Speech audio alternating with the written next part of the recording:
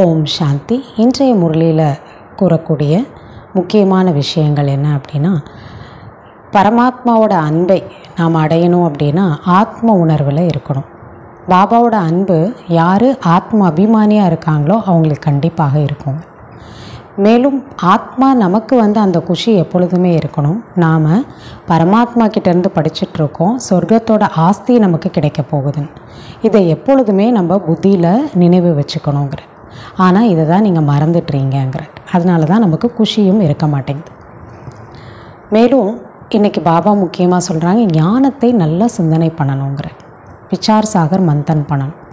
அந்தளவுக்கு நீங்கள் தலைப்புகளை செலக்ட் பண்ணி எடுக்கணும். எந்தெந்த விஷயங்களை மனிதர்களுக்கு நான் நன்றாக புரிய வைக்கணும். அதில் ஒரு டாபிக் சொல்கிறார் பாபா, பிரம்மாவே விஷ்ணுவாக ஆகின்றார். பிரம்மாசோ விஷ்ணு, விஷ்ணுசோ பிரம்மா. இந்த பிரம்மாவும் விஷ்ணுவும் ஒன்று தான். பிரம்மா தான் முயற்சி பண்ணி ஒரே பிறவியில் விஷ்ணுவாக மாறிடுறார். அதுதான் ஒரு நொடியில் ஆகிடுறாருன்னு சொல்கிறார். ஆனால் இந்த விஷ்ணு 84 பிறவிகளுக்கு அப்புறம் பிறகு பிரம்மாவாக ஆகிறார். இந்த தலைப்பெல்லாம் ரொம்ப ஒண்டர்ஃபுல்லான டாபிக். இதெல்லாம் மற்றவங்களுக்கு நீங்கள் புரிய வைங்கங்கிற. ஆனால் அவங்க ஹம்சோ சோகம் என்ன சொல்லிட்டாங்க, நாமே தான் ஆத்மா பரமாத்மா கூட போய் சேர்ந்துடுறோம், பரமாத்மாலேருந்து பிரிஞ்சு வந்தது தான் நாம் ஆத்மா, 2 பேரும் ஒன்று தான், ஆத்மாசோ பரமாத்மான்னு சொல்லிடுறாங்க. ஆனால் இதெல்லாம் தவறானது. இதெல்லாம் நீங்கள் மற்றவங்களுக்கு நல்லா எடுத்து சொல்லி புரிய வைங்கங்கிற. அப்புறம் எப்படி நாம் பிராமணர்களுக்கு ராஜ்யம் கிடையாது, பரம்பரை கிடையாது, ஆனால் தேவதைகளுக்கு இருக்குது. தேவதை சூரிய வம்சத்தில் இருக்கிறாங்க, அப்புறம் சந்திர வம்சத்துக்கு வராங்க, வைஷ்ய பரம்பரைக்கு வராங்க.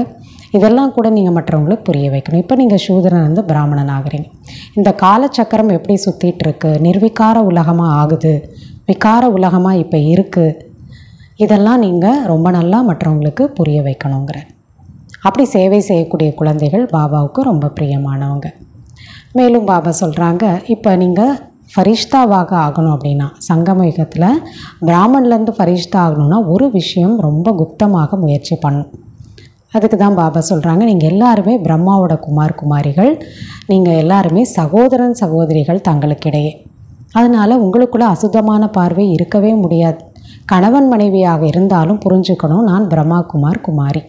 அதனால் ஒருவருக்கொருவர் அசுத்தமான பார்வை இருக்க முடியாது, ஒருத்தர் தீண்டவும் முடியாது. ஏன்னா தூய்மை இல்லைன்னா கணவன் மனைவியாக இருக்கும்போது தீண்டாமல் இருக்க முடியாதுங்கிறார். அந்தளவுக்கு மாயா இருக்குது. ஆனால் நீங்கள் புரிஞ்சுக்கும் போது இதெல்லாம் நீங்கள் வெற்றி அடைஞ்சு தூய்மையாக இருந்து மற்றவங்களுக்கும் நீங்கள் எடுத்துக்காட்டாக இருக்கீங்க. தன்னை போல் மற்றவங்களே இப்படி நீங்கள் மாற்ற வேண்டும்ங்கிறதையும் பாபா சொல்கிறாங்க. தூய்மையாக மாற்ற வேண்டும், நீங்களும் இருக்கணும், மற்றவங்களே அப்படி நீங்கள் மாற்ற வேண்டும்னு சொல்கிறேன். சில பேர் பிரம்மாவை எப்படி நினச்சிக்கிறாங்கன்னா, எங்களுக்கு சிவபாபா கூட தானே எல்லா கனெக்ஷனும், அவரை தானே நினைக்கணும், அப்போ இவரையே நாங்கள் நினைக்கணும், இல்லை இவருக்கு ஏன் லெட்டர் போடணும். ஏன்னா பாபா அந்த காலத்தில் லெட்டர்லாம் போடுங்க பாரு, எப்படி இருக்கீங்க, என்ன சேவை பண்ணுறீங்கன்னு, இவருக்கே நாங்கள் அதெல்லாம் அனுப்பணும் அப்படின்லாம் நினைக்கிறாங்க. பாபா சொல்கிறாங்க, அப்படி கிடையாது. பிரம்மாக்குள்ளே தான் நம்மளை படைக்கிறார். அப்போ அவருக்கான மரியாதையும் நாம் வைக்கணும். சிலர் இப்படியும் சொல்கிறாங்க, தூய்மையாக இருக்க முடியாதவங்க, இந்த பிரம்மாக்கு என்ன, அவருடைய எல்லாம் அனுபவித்து முடிச்சுட்டு 60 வயசுக்கு மேலே தானே சன்னியாசி ஆனாருன்னு. அப்போ இதெல்லாம் யாருக்கு இருக்க முடியலையோ, தூய்மையாக ஞானத்தை புரிஞ்சிக்க முடியலையோ, அதனால் சொல்கிறாங்க. பாபா சொல்கிறாங்க, தூய்மையாக இருக்கிறது கூடவே ஞானமும் யோகமும் தேவைங்கிறார். ஞானம் ஞானத்தோட தூய்மையாக இருக்கணுங்கிறதையும் பாபா புரிய வைக்கிறாங்க. ஸோ நம்ம ஆத்மா அபிமானியாக நீங்கள் இப்போ இருக்கும் பொழுது தன்னை ஆத்மா என்று உணருங்க, பரமாத்மாவை நினைவு செய்து கொண்டே இருங்க. உங்களோடது குப்தமானது நினைவு யாத்திரை தாங்கிற. இப்போ நினைவு யாத்திரைங்கிறது நீங்கள் உங்கள் புத்தி மூலமாக செய்கிறீங்க. பல பிறவிகளும் அந்த யாத்திரை போயிட்டு வந்துட்டீங்க. ஆனால் அந்த யாத்திரைக்கு போயிட்டு வந்தாலும் திரும்ப இங்கே தான் பிறவி எடுக்கணும் பாவ உலகத்தில். ஆனால் இந்த நினைவு யாத்திரை உங்களை தூய்மைப்படுத்தி உங்களை தூய்மையான உலகத்திற்கு சென்று பிறவி எடுக்க வைக்கின்றதுங்கிற. அப்போ அந்தளவுக்கு இந்த சங்கமயுகத்தினுடைய மகிமை அவ்வளோ உயர்ந்ததாக இருக்குது. பாரதவாசிகள் அவ்வளோ உயர்ந்தவர்களாக இருந்தீங்க. இப்போ அந்த அளவுக்கு பாரதமும் ரொம்ப ஏழ்மையாக மாறிடுச்சு. இப்போ விநாச காலம் நடக்குது. எவ்வளோ கடன் வாங்கினா கூட பாரதம் திரும்ப கொடுக்க முடியாது. ஏன்னா கொடுக்குறவங்களும் இருக்க மாட்டாங்க, கடனை வாங்கிறதுக்கு அவங்களும் இருக்க மாட்டாங்கிறார். அந்தளவுக்கு துக்கத்தினுடைய ஒரு விஷயங்கள் நிறைய வர இருக்கிறது. அதுக்கு தான் பாபா எக்ஸாம்பிளாக சொல்கிறாங்க, எல்லாம் நஷ்டங்கள் நிறைய ஏற்பட்டுவிடும், பண கஷ்டம் நிறையா வரும், திவால் ஆகிடும் பெரிய பெரிய பிஸ்னஸ் எல்லாம். அப்போ அந்த நேரத்தில் நம்ம ஒரு பணக்காரங்கள்ட்ட பைசா கொடுத்து வச்சுருந்தா கூட அவங்களுக்கே திவால் ஆயிடுச்சுன்னா நமக்கு எப்படி கொடுப்பாங்க இல்லையா? அதுபோல் இப்போ பேங்க்லாம் போட்டு வச்சுருக்காங்க, அதே திவால் ஆயிடுச்சுன்னா என்ன பண்ண முடியும்? ஸோ அதுபோல் நிறைய துக்கங்கள் வரும், புதிய புதிய நோய்கள் வரும். இதெல்லாம் கலியுகத்தோட கடைசியில் துக்கத்தின் மலையே சரியே இருக்கிறதுங்கிறார். அப்போ நம்ம ஆத்மா எந்த அளவுக்கு நம்ம தூய்மையாக மாறணும், அதற்கான குப்தமான முயற்சிகளை நாம் நமக்குள்ளே செய்து கொண்டு இருக்கணுங்கிறார். வாங்க பாபாவோட முழுமையான முரளியை கேட்கலாம். ஓம் சாந்தி. 20/6/2025 காலை முரளி பாப்தாதா மதுபன். இனிமையான குழந்தைகளே, தந்தையின் அன்பை பெற வேண்டுமென்றால் ஆத்ம அபிமானியாகி ஆத்ம உணர்வுடையவர்களாகி அமருங்கள். தந்தையிடமிருந்து நாம் சொர்க்கத்தின் ஆஸ்தியை பெற்று கொண்டிருக்கிறோம் என்ற இதே குஷியில் இருங்கள். கேள்வி: சங்கம யுகத்தில் நீங்கள் பிராமணனிலிருந்து ஃபரிஷ்தாவாக ஆவதற்காக எந்த ஒரு மறைமுகமான உழைப்பை செய்கிறீர்கள்? பதில்: பிராமணர்களாகி நீங்கள் தூய்மையாக ஆவதற்கான மறைமுகமான முயற்சி செய்ய வேண்டி இருக்கிறது. பிரம்மாவின் குழந்தைகளாகி நீங்கள் சங்கம யுகத்தில் சகோதரன் சகோதரிகளாக ஆவீர்கள். சகோதரன் சகோதரிகளிடையே அசுத்தமான பார்வை இருக்க முடியாது. கணவன் மனைவி சேர்ந்து வசிக்கும் பொழுது கூட தங்களை பிரம்மாவின் குழந்தைகள் என்று உணர்கிறீர்கள். இந்த நினைவினால் நீங்கள் முழுமையான தூய்மையானவர்களாக ஆகின்றீர்கள் என்றால் பிறகு ஃபரிஷ்தாவாக ஆக முடியும். ஓம் சாந்தி. இனிமேலும் இனிமையான குழந்தைகளே, தன்னை ஆத்மா என்று உணர்ந்து இங்கு அமர வேண்டும். இந்த ரகசியத்தை குழந்தைகளாகிய நீங்களும் புரிய வைக்க வேண்டும். ஆத்ம உணர்வுடையவர்களாகி அமர்ந்தீர்கள் என்றால் தந்தையிடம் அன்பு இருக்கும். பாபா நமக்கு ராஜயோகத்தை கற்பிக்கிறார். பாபாவிடமிருந்து நாம் சொர்க்கத்தின் ஆஸ்தியை எடுத்துக்கொண்டிருக்கிறோம். இந்த நினைவு நாள் முழுவதும் புத்தியில் இருக்க வேண்டும். இதில்தான் முயற்சி இருக்கிறது. இதை அடிக்கடி மறந்து விடுகிறீர்கள். அப்பொழுது குஷியின் பிரகாசம் மங்கி விடுகிறது, டல் ஆயிடுது. குழந்தைகளே, ஆத்ம உணர்வுடையவர்களாகி அமருங்கள் என்று தந்தை கூறுகின்றார், எச்சரிக்கவும் செய்கின்றார். தன்னை ஆத்மா என்று உணருங்கள்.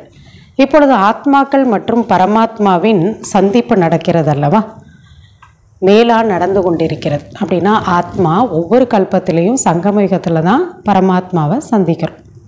எப்பொழுது நடந்திருந்தது? ஏற்கனவே அவசியம் கலியுக கடைசி மற்றும் சத்யுக ஆரம்பத்திற்கு இடைப்பட்ட இந்த சங்கம யுகத்தில் தான் அது நிகழ்ந்திருக்கக்கூடும். ஆத்மாவும் பரமாத்மாவும் சந்திக்கிறது, மனிதனும் கடவுளும் சந்திக்கிறது. இன்று குழந்தைகளுக்கு இந்த தலைப்பு பற்றியெல்லாம் பாபா புரிய வைக்கிறார். நீங்கள் அவசியம் தலைப்புகளை தயாரிக்க வேண்டும். எந்தெந்த டாப்பிக்லாம் பேசலாம். உயர்ந்ததிலும் உயர்ந்தவர் பகவான் ஆவார். பிறகு கீழே வந்தீர்கள் என்றால் பிரம்மா, விஷ்ணு, சங்கர், தந்தை மற்றும் தேவதைகள், இவங்க தான் ரொம்ப உயர்ந்தவர்கள். சிவன் மற்றும் பிரம்மா, விஷ்ணு, சங்கருக்கிடையே என்ன சம்பந்தம் இருக்கின்றது? இதெல்லாம் மனிதர்களுக்கு தெரியாது. சொல்லப்போனால் 3 பேரையும் ஒன்றா கூட சொல்கிறாங்க. ஆனால் அவங்களுக்கு வித்தியாசம் தெரியாது. என்ன வித்தியாசம் இருக்கணும் தெரியாது. 3 பேரை ஏன் ஒன்றா அப்படி காமிச்சிருக்காங்க அப்படின்னும் தெரியாது. யாருக்குமே அவர்களுடைய வாழ்க்கையின் சரித்திரம் பற்றி தெரியாது. திருமூர்த்தியின் படம் பிரசித்தமானது. இந்த 3வரும் தேவதைகளாக இருக்கின்றார்கள். யார்? பிரம்மா தேவதா, விஷ்ணு தேவதா, சங்கரும் தேவதா தான். சிவன் மட்டும்தான் யார்? பரமாத்மா. 3வருக்கு மட்டுமே ஒரு தர்மம் இருக்குமா என்ன? தர்மமோ பெரியதாக இருக்கும், தேவதா தர்மம். இவர்கள் சூக்ஷ்ம வதனவாசி ஆகின்றார்கள். மேலே இருப்பவர் சிவபாபா இல்லையா? 3 பேரும் ஒரே தேவதா தர்மம் தான், பிரம்மா, விஷ்ணு, சங்கர். முக்கியமானவர்கள் பிரம்மா மற்றும் விஷ்ணு. ஏன்னா அவங்க 2 பேருக்கும் ரோல் இருக்குது, நடிப்பு இருக்குது. பிரம்மாவுக்கும் ரோல் இருக்குது, விஷ்ணு லக்ஷ்மி நாராயணுக்கு இருக்குது. சங்கர் ஸ்தூலமாக எந்த ரோலும் நடிக்கிறதில்லை. முக்கியமானவர்கள் இவர்கள் தான். இப்பொழுது பிரம்மாவே விஷ்ணு, விஷ்ணுவே பிறகு பிரம்மாவாக எப்படி ஆகின்றார் என்ற தலைப்பை எல்லாம் நீங்கள் எடுத்துக்கொள்ள வேண்டும் என்று தந்தை புரிய வைக்கிறார். அதான் பிரம்மா சோ விஷ்ணு, விஷ்ணு சோ பிரம்மாங்கிறாங்க. பிரம்மா ரொம்ப சீக்கிரமாக ஒரு நொடியில் விஷ்ணு ஆகிடுறார் ஒரே பிறவியில். ஆனால் விஷ்ணு பிரம்மா ஆகிறதுக்கு 5000 வருஷம் ஆகுது. இதெல்லாம் புரிய வைங்கிற. எப்படி நீங்கள் கூறுகிறீர்கள் நாங்கள் சூத்திரர்களே பிராமணர்கள், பிராமணர்களே பிறகு தேவதைகள், அதே போல் இவர்களுடையதும் ஆகும். நம்ம எப்படி உலகத்தில் வர்ணங்களை பற்றி சொல்கிறாங்க. ஸோ அதே போல் தான் இவங்க 2 பேர் யார்? பிரம்மா தான் விஷ்ணு, விஷ்ணு தான் பிரம்மா. எப்படி நம்ம சூத்திரர்கள் பிராமணர்கள் ஆகிறோமோ அதுக்கப்புறம் தேவதை ஆகிறோமோ, ஒரே ஆத்மா தான். அதனுடைய குவாலிட்டி மாறுது. முதலில் பிரம்மாவே விஷ்ணு, விஷ்ணுவே பிறகு பிரம்மா. அவர்களோ ஆத்மாவோ பரமாத்மா, பரமாத்மாவே ஆத்மா என்று கூறிவிட்டார்கள். அவங்க ஹம்சோ சோகம்னு சொல்லிட்டு ஆத்மா பரமாத்மா ஆகுது, போய் அது கூட சேர்ந்துருது பரமாத்மா கூட, அப்புறம் அதுலேருந்து பிரிஞ்சு வருது, ஆனால் 2 பேரும் ஒன்று தான்ட்டு சொல்லிட்டாங்க. இதெல்லாம் தப்பானதாக இருக்குங்கிற. அவ்வாறு ஆகவும் முடியாது. எனவே இந்த டாபிக்கெல்லாம் நீங்கள் நல்ல முறையில் புரிய வைக்க வேண்டும். ஒரு சிலர் பரம்பிதா பரமாத்மா கிருஷ்ணனின் சரீரத்தில் வந்துள்ளார் என்று கூறுகிறார்கள். கிருஷ்ணன் தான் கல்கி அவதாரங்கிறாங்க, கிருஷ்ணனையே பரமாத்மான்னு சொல்கிறாங்க. ஒருவேளை கிருஷ்ணருக்குள் அவர் வந்திருந்தால் பிறகோ பிரம்மாவின் பாகம் முடிந்து போய்விடுகிறது. அப்போ அவருக்கு என்ன பார்ட்டு? கிருஷ்ணரோ சத்தியுகத்தின் முதல் இளவரசராக இருக்கின்றார். அவர் எப்போ பரமாத்மா இந்த பூமிக்கு வராரோ அப்போ கிருஷ்ணனே இருக்க மாட்டார், அவர் அடுத்த யுகத்தில் தான் வரார். அங்கே கிருஷ்ணர் வந்து தூய்மைப்படுத்தும் வகையில், பதீத்தமானவர்களை பாவனமாக்கக்கூடிய வகையில் எதுவுமே செய்கிறதுக்கு இல்லை. அவர் இருக்கக்கூடிய டைமில் எல்லாருமே தூய்மையாக தான் இருப்பாங்க. தூய்மை இல்லாதவர்கள் அங்கே எப்படி இருக்க முடியும்? கிருஷ்ணன் இருக்கக்கூடிய இடத்துல. முற்றிலும் இதெல்லாம் தவறான விஷயங்களாகும். இந்த விஷயங்களை கூட மகாரதி சர்வீசபிள் குழந்தைகள், சேவை செய்யக்கூடிய குழந்தைகள் தான் புரிந்து கொள்வார்கள். மற்றபடி யாருடைய புத்தியிலும் இதெல்லாம் பதிவது கிடையாது. எல்லாரும் இந்த விஷயங்களெல்லாம் நல்லா புரிஞ்சுக்கிறது இல்லைங்கிற. இந்த டாபிக், இந்த தலைப்பு வந்து மிகவும் ஃபஸ்ட் கிளாஸ் ஆனதாக இருக்குது, முதல் தரமானதுங்கிற. பிரம்மாவே விஷ்ணு, விஷ்ணுவே பிரம்மாவாக எப்படி ஆகிறார்? அவர்களுடைய வாழ்க்கை சரித்திரம் பற்றி நீங்கள் பாபா நமக்கு கூறுகிறார். யார் பிரம்மா, அவரோட வாழ்க்கை எப்படி இருந்தது, விஷ்ணுவாக எப்படி ஆகிறார், இதெல்லாம் பாபா நமக்கு புரிய வச்சிருக்கார். இவர்கள் இருவரிடையே கனெக்ஷன் என்பது இருக்கிறது, தொடர்பு இருக்குது. அதே ஆத்மா தானே. ஆரம்பமே இது போல் ஆரம்பிக்க வேண்டும். பிரம்மாவே விஷ்ணு ஒரு நொடியில், விஷ்ணுவே பிரம்மா ஆவதற்கு 84 பிறவிகள் பிடிக்கிறது. இது மிகவும் புரிந்து கொள்ள வேண்டிய விஷயமாக இருக்கின்றது. இப்பொழுது நீங்கள் பிராமண குலத்தை சேர்ந்தவர்கள். பிரஜாபிதா பிராமண குலம், பிரம்மாவினுடைய அந்த பிராமண குலம் எங்கே சென்றது? பிரம்மாவோட பிராமண குலம். பிரஜாபிதா பிரம்மாவினுடையது புது உலகம் என்பது இருக்க வேண்டும் இல்லையா? பிரஜாபிதா பிரம்மா இருக்கார் அப்படின்னா அவர் படைக்கக்கூடிய உலகம் படைப்பவர்னு அவரையும் சொல்லிட்டாங்க. அவர் ஒரு புதிய உலகத்தை தானே இப்போ படைப்பார். புது உலகம் என்பது சத்தியுகமாகும் இல்லையா? அதற்கானவங்கள இங்கே தான் படைக்கப்படுறாங்க. அங்கோ பிரஜாபிதா கிடையாது. பிரஜாபிதா எங்கே கிடையாது? சத்தியுகத்தில் கிடையாது, சங்கம யுகத்தில் தான். இங்கே தான் அவர் சத்தியுகத்துக்கு தேவையான ஆத்மாக்கள் அவர் மூலமாக படைக்கப்படுறாங்க. கலியுகத்தில் கூட பிரஜாபிதா இருக்க முடியாது, சங்கம யுகத்தில் தான் இருக்கிறார். இதுதான் புரிஞ்சுக்கணும். எப்போ சிவபாபா வர்றாரோ அப்போ தான் பிரம்மாவும் பிறக்கிறார். நீங்கள் இப்பொழுது சங்கம யுகத்தில் இருக்கிறீர்கள். சூதனிலிருந்து நீங்கள் பிராமணர்களாக ஆகிவிட்டீர்கள். தந்தை பிரம்மாவை ஸ்வீகாரம் செய்துள்ளார், அவரை முதல்ல தத்தெடுத்துக்கிறார். சிவபாபா இவர் எப்படி படைத்தார் இதெல்லாம் யாருக்கும் தெரியாது. அவருக்கு முதல்ல பிரவேசமாகி புரிய வச்சார். இதெல்லாம் யாருக்கும் தெரியாது. திருமூர்த்தியில் படைப்பவரான சிவனின் படமே இல்லை. சங்கரை தான் சிவன்னு சொல்லிட்டாங்கன்னா அவருக்கு உடலே கிடையாது. ஒளியை எங்கும் அங்கே திருமூர்த்தி படத்தில் காட்டலை. மற்றது எல்லாமே அவருடைய படைப்பாகும். உயர்ந்ததிலும் உயர்ந்தவர் பகவான் என்பது அப்புறம் எப்படி தெரிய வரும்? இவங்க 3 பேரும் படைப்புன்னா பகவான் அது மேலே இருக்கணும் இல்லையா? இதெல்லாம் யாருக்கும் புரிவது இல்லை. இது பிராமண சம்பிரதாயமாக இருக்கின்றது. எனவே அவசியம் பிரஜாபிதா இங்கு தான் இருக்க வேண்டும். கலியுகத்தில் இருக்க முடியாது, சங்கமயுகத்தில் தான் இருக்கார். சத்தியுகத்திலும் பிரஜாபிதா இல்லை. பிராமண தேவி தேவதாய நமக என்று பாடப்படுகிறது. பிரம்மா தேவி தேவதாய நமகானாலும் சரி, பிராமண தேவி தேவதாய நமகான்னு சொல்கிறாங்க. இப்பொழுது பிராமணர்கள் எந்த இடத்தை சேர்ந்தவர்கள்? பிரஜாபிதா பிரம்மா எந்த இடத்தை சேர்ந்தவர்? எந்த யுகத்தில் தான் அவங்க வராங்க? அவசியம் சங்கம யுகத்தில் தான் என்றே கூறுவார்கள். இது புருஷோத்தம சங்கம யுகம். இந்த சங்கம யுகத்தின் வர்ணனை எந்த சாஸ்திரங்களும் இல்லை. கலியுகத்தை பற்றி சொல்லியிருக்காங்க, சத்தியுகம் திரேதாயுகம்லாம் சொல்லியிருக்காங்க. ஆனால் சங்கமயுகத்தை பற்றி யாருக்கும் தெரியாது. இது புருஷோத்தம சங்கமயுகம். மகாபாரத போர் கூட சங்கமத்தில் தான் நிகழ்ந்தது, மற்றபடி சத்தியுகத்திலோ அல்லது கலியுகத்திலோ இல்லை. பாண்டவர்கள் மற்றும் கௌரவர்கள் இவர்கள் இருப்பதும் சங்கமயுகத்தில்தான். பாண்டவர்களாகிய நீங்கள் யாரெல்லாம் பரமாத்மா சொல்கிறத கேட்குறோமோ அவங்கெல்லாம் பாண்டவர்கள். நீங்கள் சங்கம யுகத்தினராக இருக்கின்றீர்கள். பிறர் கௌரவ குலத்தை சேர்ந்தவர்கள்னால் கலியுகத்தில் இருக்கக்கூடியவங்க. அவங்க ஞானத்தை கேட்க மாட்டாங்க. கீதையில் கூட பகவான் வாச், பகவானின் மகா வாக்கியம் என்று எழுதப்பட்டிருக்கிறது அல்லவா? நீங்கள் பாண்டவர்கள் தெய்வீக சம்பிரதாயத்தை சேர்ந்தவர்களாக மாறுகிறீர்கள். நீங்கள் ஆன்மீக வழிகாட்டியாக ஆகின்றீர்கள். உங்களுடைய ஆன்மீக யாத்திரை மிகவும் சிறந்தது. அதை நீங்கள் புத்தியால் செய்கிறீர்கள். நம்ம இப்போ ஆன்மீக யாத்திரை எங்கே போகிறோம்? பரம்தாம். எப்படி போகிறோம்? புத்தி மூலமாக. தன்னை ஆத்மா என்று உணருங்கள் என்று தந்தை கூறுகிறார். எத்தனை வாட்டி பாபா நம்மளை சொல்கிறாரு, நீங்கள் இந்த வெளியே பார்க்கக்கூடிய உடல் கிடையாது, நீங்கள் ஒரு சக்தி, உயிர் சக்தி, ஆத்மா. நினைவு யாத்திரையில் இருங்கள். எப்பயுமே ஆத்மா பரமாத்மாவை நினைத்து கொண்டே இருக்கணும். ஸ்தூல யாத்திரையில் தீர்த்த யாத்திரைகளுக்கெல்லாம் செல்கிறார்கள், சென்ற பிறகு திரும்பி வந்து விடுகிறார்கள். அது அரை கல்பம் நடக்கிறது. 2500 வருஷம் போயிட்டு வந்தாங்க பக்தி மார்க்கத்தில். இந்த சங்கமிகத்தின் யாத்திரை ஒரே ஒரு முறை தான். அங்கே போகிற வரைக்கும் தான். அங்கே பரம்தாம் போயிட்டோன்னா திரும்பி வந்து நினைவு யாத்திரையெல்லாம் செய்ய மாட்டோம், அவ்வளோதான். தூய்மையாயிடுவோம், மேலே போயிடுவோம். நீங்கள் சென்று மரண உலகத்தில் திரும்பி வர மாட்டீர்கள். தூய்மையாகி பின் நீங்கள் தூய்மையான உலகத்தில் தான் வர வேண்டும். எனவே நீங்கள் இப்பொழுது தூய்மையாக மாறிக்கொண்டிருக்கிறீர்கள். இப்பொழுது நாம் பிராமண சம்பிரதாயத்தை சேர்ந்தவர்களாக இருக்கின்றோம். இதெல்லாம் நீங்கள் அறிந்துள்ளீர்கள். பிறகு தெய்வீக சம்பிரதாயத்தை சேர்ந்தவர்களாக, அதாவது விஷ்ணு சம்பிரதாயத்தை சேர்ந்தவர்களாக மாறுகிறீர்கள். சத்யுகத்தில் தேவி தேவதைகள் விஷ்ணு சம்பிரதாயத்தை சேர்ந்தவர்கள். விஷ்ணு லக்ஷ்மி நாராயணோட ராஜ்யம். சதுர்புஜத்தின் சிலை கூட அங்கே இருக்கும், விஷ்ணுவோட சிலையெல்லாம் அங்கே இருக்குங்கிற நினைவு சின்னமாக. அதன் மூலம் இவர்கள் விஷ்ணு சம்பிரதாயத்தினர் என்று தெரிய வருகிறது. இங்கு ராவணனுடைய சிலை இருக்கிறது. எனவே இது ராவண சம்பிரதாயம் இங்கு தான் இருக்குங்க கலியுகத்தில். எனவே இந்த விஷயம் பற்றிய தலைப்பெல்லாம் வைத்தீர்கள் என்றால் மனிதர்கள் ஆச்சரியப்படுவார்கள். இப்பொழுது நீங்கள் தேவதைகளாக ஆகுவதற்காக ராஜயோகத்தை கற்றுக்கொண்டிருக்கிறீர்கள். பிரம்மா முக வம்சாவளி பிராமணர்கள். நீங்கள் சூத்திரனிலிருந்து பிராமணர்களாக ஆகிவிட்டீர்கள், தத்தெடுக்கப்பட்டவர்களாக ஆகிவிட்டீர்கள். பிராமணர்கள் கூட இங்கு தான் இருக்கிறார்கள். பிறகு தேவதைகள் எங்கே வராங்க? அவர்களும் இங்கு தானே இருக்கிறார்கள் இல்லையா? இங்கே தான் வராங்க அவங்களும். அதாவது இதே பூமியில் தான் தேவதைகளும் இருக்கிறாங்க இல்லையா? மேலே தனியாக ஒரு உலகத்தில் கிடையாது. பரம்பரை, அதாவது டைனாசிட்டி என்பது இங்கு தான் ஆரம்பமாகிறது. யார்?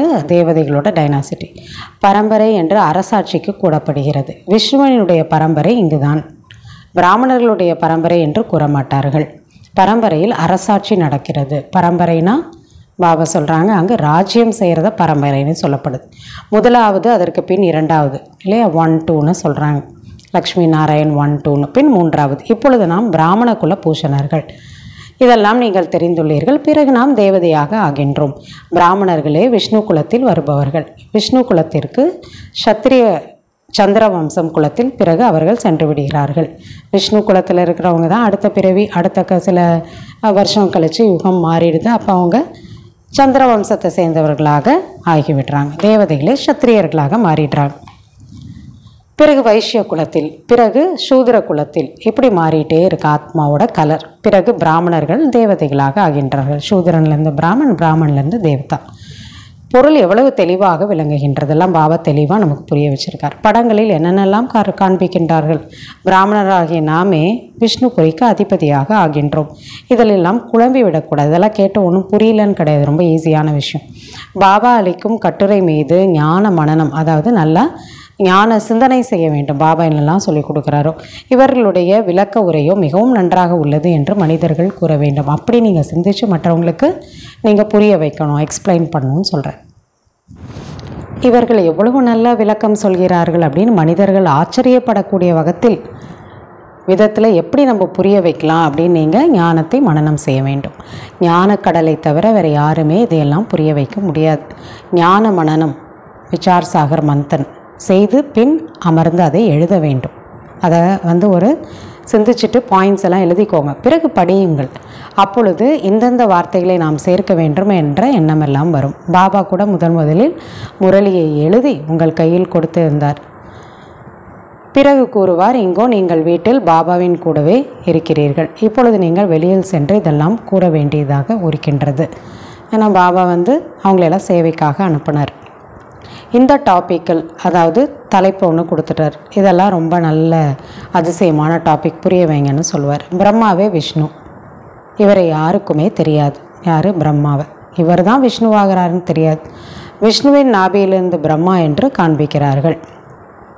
எப்படி காந்தியின் நாபியிலிருந்து அப்படியே காமிச்சிருக்காங்க நேருன்னு. ஆனால் பரம்பரை வேண்டும் அல்லவா? பிராமண குலத்தில் ராஜ்யம் என்பது கிடையாது. ஏன்னா பிரம்மாவோட ராஜ்யம் கிடையாது. பிரம்மா இருக்கும்போது ஞானத்தை கேட்டு முயற்சி தான் பண்ணிகிட்டு இருந்தாங்க பிராமணர்கள். இதுபோல் ஒவ்வொரு பரம்பரையும் நடக்கும் அல்லவா. எப்படி அதுக்கப்புறமா என்ன வருது, பிரம்மாவிற்கு, பிரஜாபிதா பிரம்மாவிற்கு அது போல் பரம்பரைன்னு சொல்ல முடியாது, ராஜ்யம்னு சொல்ல முடியாது. ஆனால் அதுக்கப்புறமா பிராமண சம்பிரதாயத்தை சேர்ந்தவர்கள் தேவதா சம்பிரதாயமாக பரம்பரையாக மாறுறாங்க. அப்புறம் சூரிய வம்ச பரம்பரைன்னு சொல்லப்படுது. அப்புறம் சந்திரவம்ச பரம்பரையில் அவங்க செல்வார்கள். பிறகு வைஷ்ய பரம்பரை. இது போல் ஒவ்வொன்றும் வருகிறது மாறி மாறி. சத்தியுகம் என்பது நிர்விகாரி உலகம், கலியுகம் என்பது விகார உலகம். இந்த 2 வார்த்தைகள் கூட யாருடைய புத்தியிலும் இல்லை என்றால் இதெல்லாம் அவங்க விஷயசான உலகம். விகாரத்திலிருந்து நாம் எப்படி விகாரியாக நம்ம மாற முடியும் அப்படிங்கிறது அவசியமாக புத்தியில் புரிய வேண்டும். மனிதர்களுக்கு இந்த வைஸ்லெஸ் நிர்விகாரியாக இருப்பது பற்றியே தெரியாது. விகாரம் இல்லாமல் எப்படி இருக்கிறதுன்னு சொல்லுவாங்க. அதே போல் விகாரிகள் பற்றியும் தெரியாது. இந்த உலகம் இன்னும் எவ்வளோ மோசமாக இருக்குது, விகாரியாக ஆயிடுச்சு, மோசமாக ஆயிடுச்சுன்னு கூட அவங்களுக்கு தெரியாது. தேவதைகள் நிர்விகாரியாக இருக்கின்றார்கள் என்பது உங்களுக்கு தான் புரிய வைக்கப்படுகிறது. பிராமணர்கள் நிர்விகாரி என்று ஒரு பொழுதும் கேள்விப்பட்டதில்லை. தேவி தேவர்களை தான் நிர்விகாரின்னு சொல்கிறாங்க. இந்த புது உலகம் வைஸ்லெஸ் நிர்விகாரியானது, பழைய உலகம் விஷயஸ் விகாரம் நிறைஞ்சது.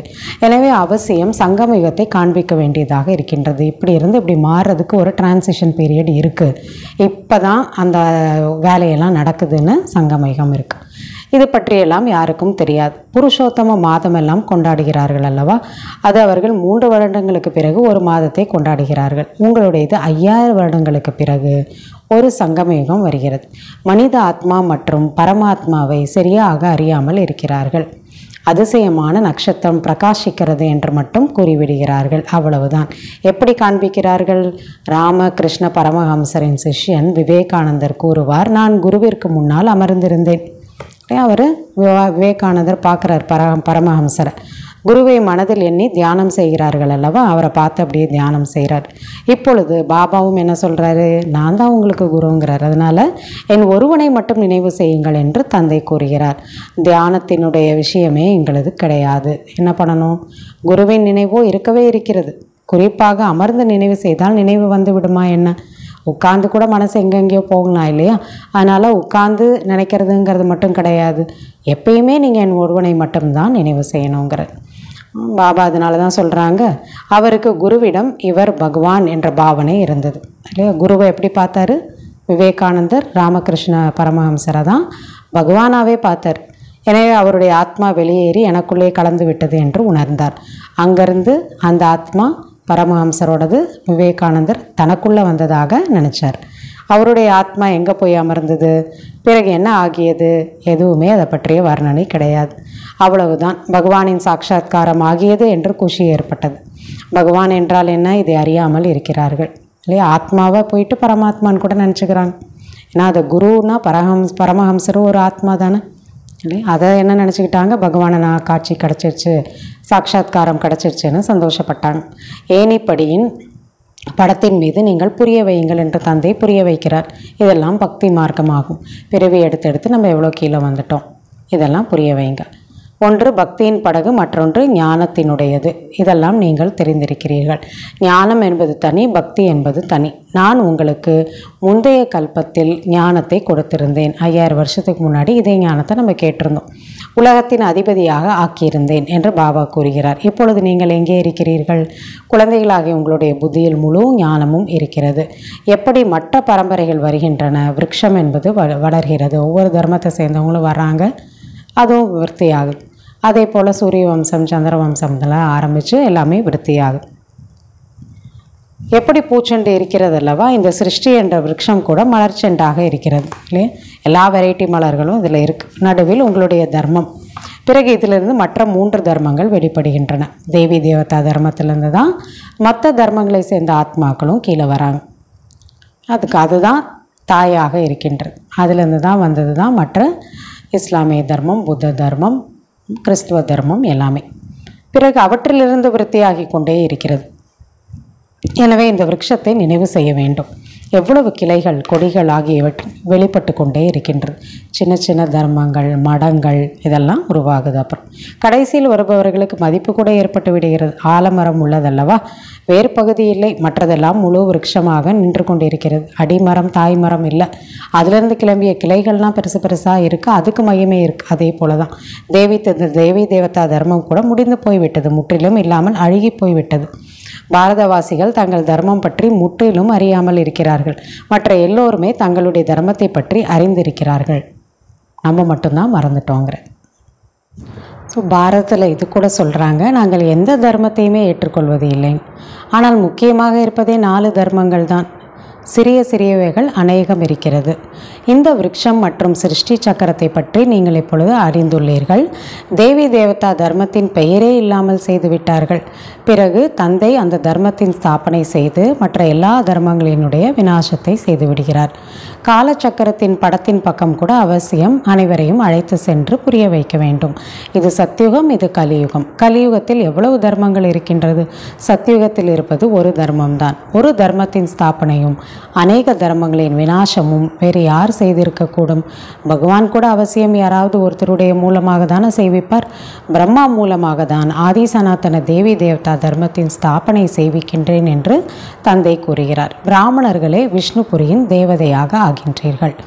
சங்கம யுகத்தில் பிராமணர்களாகிய நீங்கள் தூய்மையாக ஆவதற்கான மறைமுகமான உழைப்பு செய்ய வேண்டி இருக்கிறது. இது வெளியே யாருக்கும் தெரிய வேண்டிய விஷயம் இல்லை. பிரம்மாவின் குழந்தைகளாகிய நீங்கள் சங்கம யுகத்தில் சகோதரன் சகோதரிகள். சகோதரன் சகோதரிகளுக்கிடையே அசுத்தமான பார்வை இருக்க முடியாது. கணவன் மனைவியாக இருந்தாலும் இருவருமே தாங்கள் பிரம்மாவினுடைய குமார் குமாரிகள் என்று உறுதியோடு நினைக்கிறார்கள். இதில் மிகுந்த ஒரு முயற்சி தேவை. ஆண் பெண்ணிற்கிடையே கவர்ச்சி எப்பேற்பட்டது என்றால் கையால் தீண்டாமல் இருக்க முடியாது. ஒருத்தர் அதுபோல் தொட செய்கிறாங்க. இங்கு சகோதரன் சகோதரிகள் கையால் தீண்டவே முடியாது. இல்லை என்றால் பாவத்தின் உணர்வு வருகின்றது. நாம் பிரம்மா குமார் குமாரிகளாவோம் என்பதை மறந்துவிடும் பொழுதுதான் எல்லாம் முடிந்து போய்விடுகிறார்கள். இதில் மிகுந்த மறைமுகமான ஒரு முயற்சி என்பது தேவை. அவ்வளோ புரிஞ்சுக்கணுங்கிறார். தம்பதிகளாக கூட இருக்கிறார்கள், கணவன் மனைவியாக. ஆனால் யாருக்கு என்ன தெரியும் எப்படி இருக்கிறாங்கன்னு? நாம் பிரம்மா குமார் குமாரிகளாக இருக்கின்றோம், பிறகு ஃபரிஷ்தாவாக ஆவோம் என்பதை சுயம் அறிந்திருக்கிறார்களா? இதை நம்ம புரிஞ்சுக்கிட்டாதான் தூய்மையாக இருக்க முடியுங்கிறார். கையால் தீண்டக்கூடாது, ஒருத்தர் அது போல் தொடக்கூடாது. இவ்வாறு செய்து செய்து சூக்ஷ்ம வதனவாசி ஃபரிஷ்தாவாக ஆகிவிடுகிறீர்கள். அந்த அளவுக்கு தூய்மையாக ஆகிதான் ஃபரிஷ்தா ஆக முடியும். இல்லை என்றால் ஃபரிஷ்தாவாக ஆக முடியாது. ஃபரிஷ்தாவாக வேண்டுமென்றால் பவித்திரமாக இருக்க வேண்டியதாக உள்ளது. இப்பேற்பட்ட ஜோடிகள் வெளிவந்தால் முதல் நம்பரில் சென்று விடலாம். இப்போ அந்தளவுக்கு தூய்மைக்கு பெருமை இருக்குன்னு சொல்கிறார் பாபா.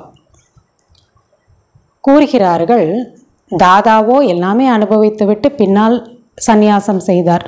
அவருக்கு என்ன 60 வயசுக்கு மேலே தானே அவர் சந்நியாசம் பண்ணார் அப்படின்னு சொல்லிடுறாங்க. யார் ஜோடியாக இருக்கின்றார்களோ அவர்களுக்கு தான் மிகுந்த முயற்சி தேவைப்படுகிறது. நாங்கள் இப்போயே இவ்வளோ முயற்சி பண்ணணுமே அப்படின்னு சொல்கிறாங்க.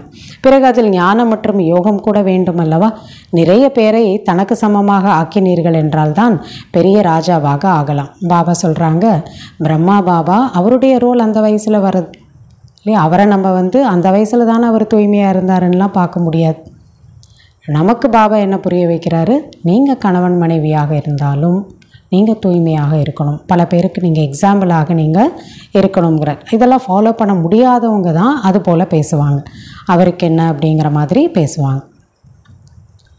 ஞானம் யோகம் இருந்தால் தானே தூய்மையும் இருக்கணும். தூய்மை மட்டும் இருந்தால் கூட பத்தாது, அது கூட ஈஸி. ஆனால் ஞானமும் யோகமும் இருக்கணும்லங்கிறார்.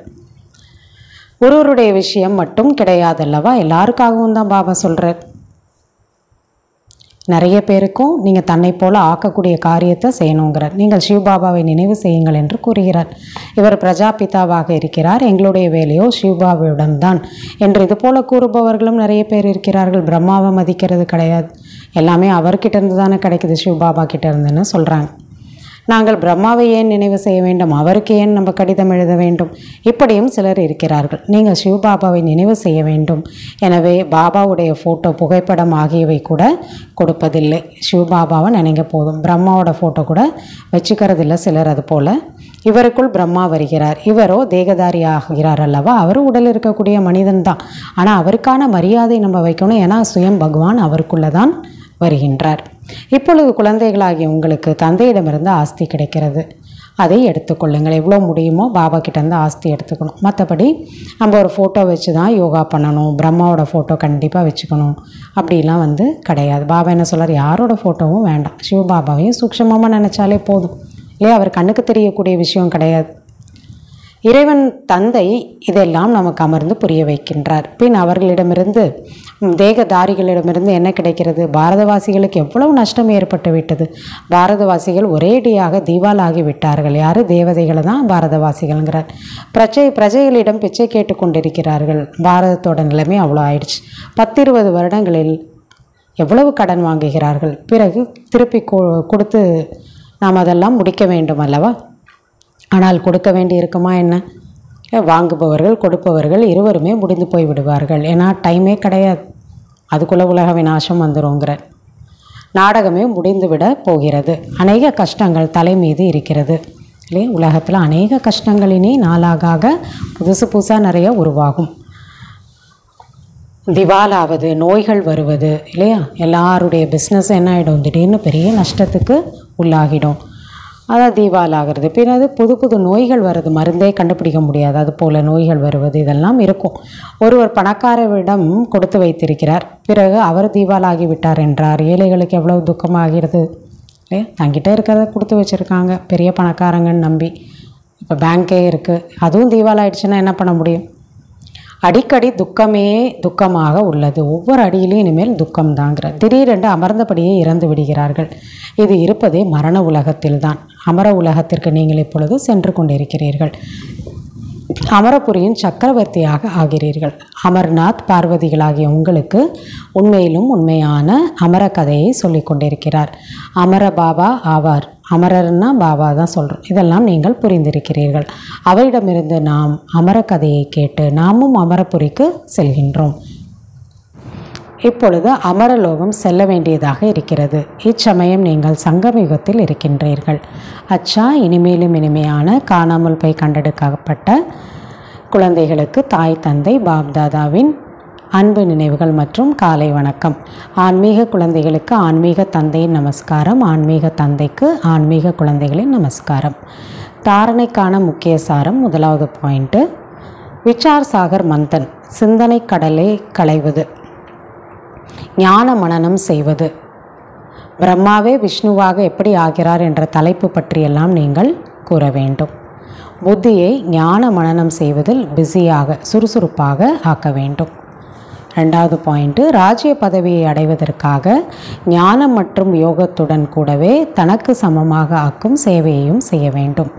தங்களது பார்வையை மிகவும் தூய்மையானதாக வைத்து கொள்ள வேண்டும். வரதானம், சர்வ சம்பந்தத்தின் அனுபவம் ஒரு தந்தையிடம் செய்யக்கூடிய கலைப்பற்ற மற்றும் தடைகளை வென்றவர்களாக ஆக வேண்டும். எந்த குழந்தைகள் அனைத்து சம்பந்தங்களும் ஒரு தந்தையிடம் வைக்கின்றார்களோ அவர்களுக்கு மற்ற அனைத்து சம்பந்தங்களும் பெயரளவிற்கு அனுபவமாகும். இருக்காங்க எல்லாருமே. ஆனால் எனக்கு பிராப்தியெல்லாம் பாபா கிட்டேருந்து தான் எடுத்துக்கிறேன். அம்மாவா அவர் இருக்கார், அப்பாவாக இருக்கார், நண்பனாக இருக்கார், துணைவனாக இருக்கார். இப்படி பாபாவை வைக்கும்போது அதனுடைய சுகம், அதனுடைய சக்தி நமக்கு கிடைக்கும். மற்றவங்களாம் பேருக்கு இருக்காங்க. அவர்கள் சதா மகிழ்ச்சியில் ஆடக்கூடியவர்களாக இருப்பார்கள். ஒரு பொழுதும் கலைப்பின் அனுபவம் செய்ய மாட்டார்கள். கலைப்பற்று இருப்பார்கள்.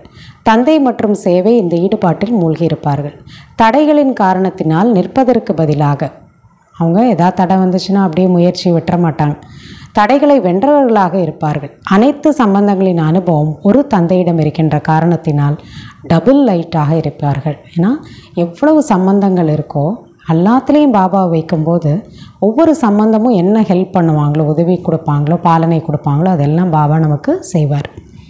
எந்த ஒரு சுமையும் இருக்காது.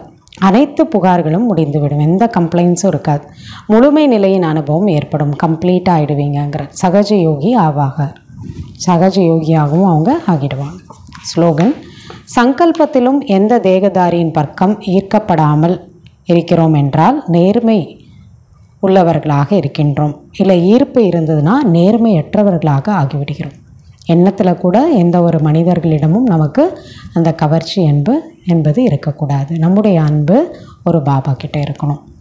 அவ்யக்த இஷாரா, ஆன்மீக ஸ்திதியில் இருப்பதற்கான பயிற்சி பண்ணுங்கள். உள்நோக்கு முகமுடையவர்களாக ஆகுங்கள். விண்வெளியில் செல்பவர்கள் உயர்ந்த இடத்தில் இருக்கின்ற காரணத்தினால் முழு பூமி எங்கு சித்திரம் எடுக்க விரும்புகிறார்களோ அந்த முழு பூமியையும் சித்திரம் எடுக்க முடியும் இல்லையா? அந்த முழு உலகத்தையுமே, இந்த பூமியையுமே, குளோபையுமே மேலேருந்து பார்க்கும்போது ஒரு சின்னதாக தான் இருக்கும். எந்த பார்ட்டை வேணாலும் போயிட்டு ஃபோட்டோ எடுக்கலாம் ஈஸியாக. அதே போன்று தான் அமைதி சக்தியின் மூலம் உள்நோக்கு முகம் என்ற வாகனத்தின் இருக்கும் பொழுது மனசக்தி மூலமாக எந்த ஒரு ஆத்மா அவர்களுக்கு சிரேஷ்ட ஆத்மா ஆவதற்காக, சரித்திரவான் அவர்களை ஆக்குவதற்காக தூண்டுதலை கொடுக்க முடியும். உலகத்தில் எந்த மூலையில் அவங்க இருந்தாலும் சரி, அவங்கள உயர்ந்தவர்களை ஆக்குவதற்காக, அவங்களோட நிலையை உயர்த்துவதற்கான சக்தியை நீங்கள் கொடுக்க முடியும். நீங்கள் அந்தளவுக்கு உயர்ந்த அந்த இடத்துல இருக்கும்போது, உயர்ந்த இடத்துல இருக்குன்னா உயர்ந்த ஆத்மீக ஸ்திதியில் இருக்கும்போது, உள்நோக்கு முகமாக இருக்கும்போது நீங்கள் உலகத்தில் எந்த இடத்துல இருக்க ஆத்மாவையும் உயர்ந்தவர்களாக ஆக்க முடியும். அதுக்கான சக்திகளை கொடுக்க முடியும். अच्छा, ओम शांति।